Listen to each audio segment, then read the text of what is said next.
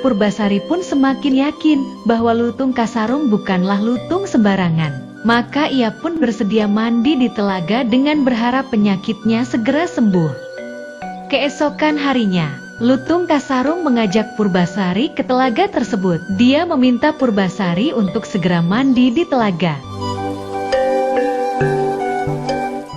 Meski ada sedikit keraguan, akhirnya Purbasari menuruti kata sahabatnya itu. Purbasari pun turun melangkah ke tengah telaga. Ia merasakan segar dan harumnya air telaga itu. Kemudian ia membenamkan seluruh badannya ke dalam air.